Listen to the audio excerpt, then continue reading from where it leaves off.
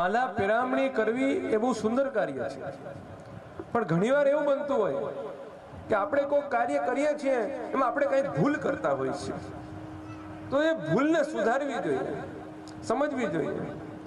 માલા પેરામણી બંધ કરી દેવાથી એ ભૂલ સુધરી નહીં જાય. ખાસ કરીને મારું કહેવું એ છે કે આજના સમયમાં જે વૈષ્ણવ માલા પેરામણી કરે છે, સૌથી પહેલા તો એને માલા પેરામણી શું છે એની સમજણ દેવી જરૂરી છે. સૌથી પહેલી વાત વૈષ્ણવ તમને એ કહું કે માલા પેરામણી એ શુભ પ્રસંગ છે, અશુભ પ્રસંગ નથી. બરાબર છે, આનંદનો પ્રસંગ છે. બીજી વાત, માલા પેરામણી ફરજિયાત નથી, ઐચ્છિક છે. આ વાતની સદૈવ કાળજી રાખજો, કારણ કે આપણા સમાજમાં આ વસ્તુની બહુ ભ્રાંતિ છે. લોકો એમ માને છે કે જ્યાં સુધી માલા પેરામણી નહીં કરીએ ત્યાં સુધી એ જીવની મુક્તિ નિશ્ચિત નથી, ત્યાં સુધી એના ગોલોકધામના દ્વાર બંધ છે. જ્યારે અહીંયા જય શ્રી કૃષ્ણ બોલાવ્યા એટલે ગોલોકધામના દ્વાર ખુલી ગયા, હવે એ જીવ પ્રભુની સેવામાં જતો રહેશે. આ પ્રકારની એક ગેરમાન્યતા આપણા સમાજના અંદર પ્રસરિત છે, અને ઈ વાતની આમ કરો એ વાતની સમજણ ખાસ કેળવવાની જરૂર છે. આવું કોઈ દિવસ હોતું નથી. માલા પેરામણી એ પ્રસંગ એવો છે કે આપણે આપણા વડવાઓને યાદ કરી અને કંઈક સત્કર્મ કરીએ. મૂળ વાત એ છે કે આપણે આપણા પૂર્વજો કે જે આ દેહ ત્યાગ કરી અને પ્રભુનું ગોલોકધામ પ્રાપ્ત કર્યું અને અહીંયા નવીન દેહ પ્રાપ્ત કરીને પ્રભુની સેવામાં તત્પર થયા, એનો અમને આનંદ થયો. આપણે બધા સંસારમાં ફસ્યા છીએ અને આપણા જે પૂર્વજ છે એ અહીંથી મુક્ત થઈ અને પ્રભુની સેવામાં તત્પર થયા. એ પ્રકારની મનમાં જ્યારે આનંદની અનુભૂતિ થાય ત્યારે આપણે લૌકિક શોકથી નિવૃત્ત થાય. કારણ કે સ્વાભાવિક છે કે આપણા ઘરમાં કોઈનો અવસાન થયો હોય ત્યારે આપણે સુખી ન હોય, દુઃખી હોય છે. પણ એ શોક જ્યારે નિવૃત્ત થાય તત્પશ્ચાત જ આપણે માલા પેરામણી કરવી જોઈએ. આ વાતની ખાસ કાળજી રાખવી. એટલે આપણે ત્યાં પ્રાય આપણે એમ કહીએ કે ભાઈ 1 વર્ષ જવા દો, એટલે 1 વર્ષમાં શું સ્વાભાવિક ગમે એવો શોખ હોય તો એ નિવૃત્ત થઈ જાય. માણસ પોતાના રોજિંદા જીવનમાં આવી જાય, એ વ્યક્તિની જે ઉણપ ઘરના અંદર દેખાતી હોય એ ધીમે ધીમે ઓછી થઈ જાય, એટલે માણસ સામાન્ય થઈ જાય છે અને તત્પશ્ચાત એ સુખનો પ્રસંગ કરી શકે છે. જેમ કે આપણા ઘરમાં કંઈક અશુભ બન્યું હોય અને આપણે ઘરમાં લગ્ન ન રાખીએ, આપણે ઘરમાં સગાઈ ન રાખીએ, કારણ કે આપણું મન ઓલું હોય કે જ્યારે મન શાંત થાય પછી કંઈક શુભ પ્રસંગો કરીએ.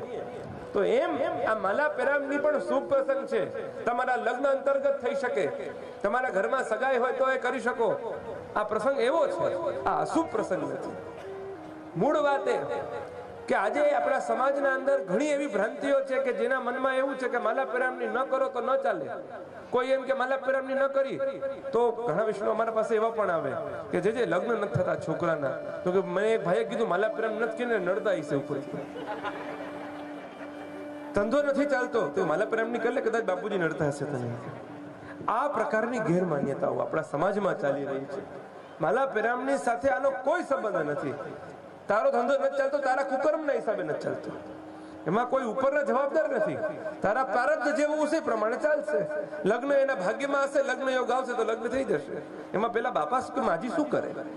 તો મૂળ વાત સમજવાની કે આપણે આ વાતને બહુ ગાંઠ બાંધેલી મનના અંદર કે માલા પેરામણીમાં કોઈ વૈષ્ણવ આપણને એમ કહે કે ના કરવી જ પડશે, તો ના, એ ઐચ્છિક છે. જે આજે વૈષ્ણવ બધા તમે બધાએ ભેગા થઈને આ સુંદર આયોજન કર્યું તો બહુ પ્રસન્નતાની વાત છે. તમને બધાને મનમાં એવો હરખ થયો કે ના ચાલો આપણે આપણા વડવા પાસે શું સારું કામ કરીએ, તો અલૌકિક પ્રસંગ શું કરીએ કે જેમાં હરિ, ગુરુ અને વૈષ્ણવ ત્રણની સેવા થઈ શકે.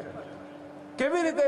તો કે જો તમે આટલા વિષ્ણુનું પ્રસાદનું આયોજન કર્યો, ત્યારે કોઈ પણ ત્યાં તમે પ્રસાદનું આયોજન કર્યું છે તો ત્યાં ઠાકોરજી ભોગ રોકશે. ગુરુ તરીકે તમે મને પધરાવ્યો અને આટલા વૈષ્ણવ ત્યાં પ્રસાદ લેશે, એટલે હરિ, ગુરુ અને વૈષ્ણવ આ ત્રણની મુખારવિંદની સેવા પ્રાપ્ત થઈ આપણને.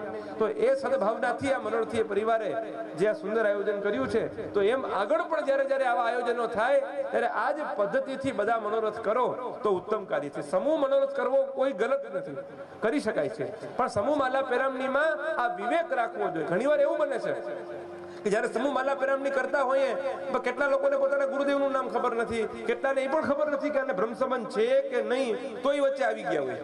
એટલે આ વસ્તુની ખાસ કાળજી રાખવી જરૂરી છે. કે આપણે જે વૈષ્ણવ છે એ બધા જે બ્રહ્મ સંબંધી વૈષ્ણવના પાછળ આપણે માલા પેરામણી કરીએ છીએ એની ખાસ કાળજી રાખવાની જરૂર છે. માટે વૈષ્ણવ આ ખાસ વસ્તુ આપ સૌ બધા સમજણ કેળવજો કે માલા પેરામણી ઐચ્છિક છે. તમને જ્યારે મન થાય, તમને પ્રસન્નતા થાય, જેમ મનોરથીને જે ઉમળકો થયો ને મનના અંદર આનંદ થયો અને જે આ સત્કર્મ કર્યું છે તે ખૂબ ખૂબ ભૂરિશા પ્રશંસાને પાત્ર છે. અમને પણ ખૂબ પ્રસન્નતા થઈ કે આ પ્રકારે સિદ્ધાંતિક દ્રષ્ટિએ જો માલા પેરામણીનો મનોરથ કરવામાં આવે તો 100% આપણા પૂર્વજો પણ પ્રસન્ન થાય, પ્રભુ પણ પ્રસન્ન થાય. એ આપણું નૈતિક કર્તવ્ય છે કે આપણું કોઈ પણ હિસાબે આપણે આપણા પૂર્વજોને પ્રસન્ન કરીએ. તો આપણે એમ માનીએ, ભાવના કરીએ કે ભાઈ આપણા પૂર્વજ વૈષ્ણવ છે તો એને વધારે પ્રસન્નતા કેમાં થશે? તમે કંઈક અલૌકિક મનોરથ કરો એમાં, બરાબર? આપણા પૂર્વજોને પ્રસન્નતા કેમાં થાય? તમે કંઈક અલૌકિક મનોરથ કરો, વૈષ્ણવોને તેડાવો, વલ્લભકુલના બાળકોને તેડાવો, વૈષ્ણવ આ સુંદર કાર્યક્રમ કરો, ઠાકોરજીના કંઈક વિવિધ મનોરથો કરો તો એ વધારે પ્રસન્ન થશે અને એમની પ્રસન્નતા પ્રાપ્ત કરવા માટે આ સત્કર્મ આપણે કરી શકાય છે. તો ખાસ કરીને આને આપણે દાડો કે વરો જેવું રૂપ ન આપીએ એ સદૈવ કાળજી રાખવી. એટલે જો કે ક્યાંય ફોટા નથી રખાવ્યા, તમે તમારા ગુરુના ફોટાઓ રાખો પણ એ અલૌકિક સ્વરૂપ છે. પણ અહીંયા આપણે જ્યારે ફોટા રાખીએ ને તો એ ફોટામાં કેવું છે કે એનું સ્વરૂપ એ એવું થઈ જાય લૌકિક જેવું. એટલે ખાસ એ કાળજી રાખવી કે આપણે આ પ્રસંગ છે ને એ અલૌકિક પ્રસંગ છે. એટલે અલૌકિક રીતે આપણે નિભાવીએ તો આપણા પૂર્વજો પણ પ્રસન્ન થાય, આપણો મનોરથ સાર્થક થાય ને આપણે જે ઉદ્દેશથી મનોરથ કરીએ છીએ એ મનોરથ આપણો સફળપૂર્વક થઈ શકે છે. બરાબર? એ વાતની સદૈવ કાળજી રાખવી. મને ખૂબ આનંદ થયો અહીંયા આવીને. આપ સૌમાં આટલું ભક્તિ ભાવ છે, ધર્મ પ્રત્યે આપ સૌની એવી નિષ્ઠા છે, એ જોઈને ખૂબ પ્રસન્નતા છે. આ કલિકાલમાં સ્વાભાવિક રૂપથી બધા લોકો સંસાર તરફ જ પ્રવૃત્ત થઈ રહ્યા છે, છતાં પણ આપ સૌના અંદર એવી ભાવના છે કે આજ પણ આપ લોકો આ ધર્મ તરફ પ્રવૃત્ત થઈ રહ્યા છો, તેવું પ્રસન્નતાની વાત છે. અને આપણું કર્તવ્ય છે કે કોઈને કોઈ માધ્યમથી આપણે ધર્મ તરફ ઉન્મુખ થઈએ, કારણ કે આ સંસારમાં ભક્તિ બહુ દુર્લભ છે, કેમ કે કલિયુગનો પ્રભાવ છે અને એના કારણે આપણે ધર્મમાં આપણી સહેજ પ્રવૃત્તિ નથી. આપણે ગમે એટલું કાર્ય કરીએ, લૌકિક કામમાં તરત મન જશે, પણ અલૌકિક કામમાં મન ધરાર વાળવું પડશે બળજબરીએ. તો એ જ કલિયુગનો યુગ ધર્મ છે. પણ છતાંય આપણે એવો પ્રયાસ કરીએ કે એને કેને પ્રકારે આપણે ભગવત સન્મુખ થઈએ, પ્રભુનું સાનિધ્ય પ્રાપ્ત કરીએ અને હરિગુરુ ને વૈષ્ણવનો આપણે કોઈ ને કોઈ માધ્યમથી સંગ પ્રાપ્ત થાય તો આપણો ધર્મ જળવાઈ રહે. આ વાતની સદૈવ કાળજી રાખી. બીજું મને ખાસ કહેવાનું એક મન થાય છે કે અહીંયા જેટલા વૈષ્ણવ આવ્યા છે ને એમાં લગભગ કંઠી આપી નહીં પહેરી લીધી છે. પહેરી લીધી કે નહીં? બધાએ કંઠી આપને આપી ને પહેરી લીધી ને બધાએ કંઠી. સમજો ખાસ, આ કંઠી પહેરવાની નથી. આ તમને ખાસ સમજાવ, આ માલા પેરામણીનો પ્રસંગ શું છે. જો તિલક કરીએ, બરાબર, એ વૈષ્ણવી સંબંધ બતાવે છે. આ પ્રભુનું ચરણારવિંદની ભાવના છે, સ્વામીજીના ચરણારવિંદની ભાવના પણ છે, પ્રભુના ચરણારવિંદની ભાવના, ઉભય ભાવ છે અહીંયા, બરાબર છે. તો તિલક કરીએ. વૈષ્ણવ અહીંયા ખાસ મહત્વની બાબત એ છે કે અહીંયા વૈષ્ણવને આમંત્રિત કર્યા છે, તો વૈષ્ણવનો સંબંધ આપણો કઈ રીતે હોય? તો ભાઈ તિલક, ચરણામૃત અને કંઠી આપણો વૈષ્ણવી સંબંધ છે. અને એ સંબંધ આપણે જાળવવા માટે આપણે સામે શું પ્રેઝન્ટ આપીએ? આપણે કોઈ વૈષ્ણવ આપણે આમંત્રિત કરીને બોલાવ્યા હોય તો એને આપણે સન્માનમાં શું આપીએ? તો વૈષ્ણવને વધારે શું પ્રિય હોય? એક તો આપણે ભોજનમાં તો આમંત્રિત કરીએ છીએ, પણ ઉપહાર શું આપીએ છીએ? સમજાય છે? આપણે ઘરમાં કોકને આપણે જમાઈને જમવા બોલાવીએ તો પછી કઈક સોન નોટ હાથમાં આપીને, ગમે કંઈક હાથમાં આપી, ઉપહાર કહેવાય એને. કંઈક ઉપહાર આપીએ આપણે, જમાડીએ પછી કંઈક આપીએ. તો અહીંયા પુષ્ટિ માર્ગીય વૈષ્ણવને બીજું કઈ નથી જોતું. જો પૈસા આપી તો લૌકિક વ્યવહાર થઈ જાય. એટલે અહીંયા શું જોઈએ છે તો કે ભાઈ જો મારા તરફથી આ 2 કંઠી રાખ, આ ચરણામૃત, અને જો યમુનાજીનો મનોરથ કર્યો હોય તો યમુના જલ અને તિલક, આ આપણો સંબંધ છે. એ સંબંધ જાળવવા માટે, એ સંબંધની પ્રતીતિ થાય કે તું ને હું વૈષ્ણવ છીએ, એ વૈષ્ણવની સાબિતી કરવા માટે આપણે બંનેનો વૈષ્ણવી ભાઈ બહેનનો સંબંધ છે, એટલે હું આ કંઠી તને આપું છું. શક્ય હોય ત્યાં સુધી મનોરથથી જ કંઠી આપવી, પણ કદાચ સમૂહ મોટો હોય તો કોઈનો સહકાર લઈ શકાય. પણ કંઠી આપવાનું કારણ એ, અને આપ સૌ વૈષ્ણવ આમંત્રિત થયા છો તો એ કંઠી આપે આંખમાં રાખીને ખીચામાં રાખી લેવાની, એ ઘરમાં ક્યારેક જરૂર પડે ત્યારે વાપરી લેવાની, બરાબર છે? એ ઉપહાર છે. પણ એ કંઠી લગભગ માણસોને ખ્યાલ નથી. જો તમારો વાક નથી કહેતો, કેમ કે કોઈને શીખવાડ્યું નથી. એટલે હું ખાસ તમને આ જ વસ્તુ કહું, કંઠી તમને આપે એ કંઠી સીધી પહેરી નથી લેવાની, કંઠી તમે પહેરી છે, બરાબર છે?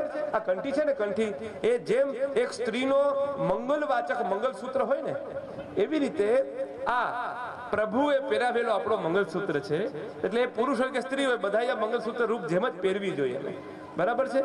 એક પહેરેલું હોય પછી બીજું પહેરાય? કયો જોઈ ખ્યાલમાં આવી વાત તમને?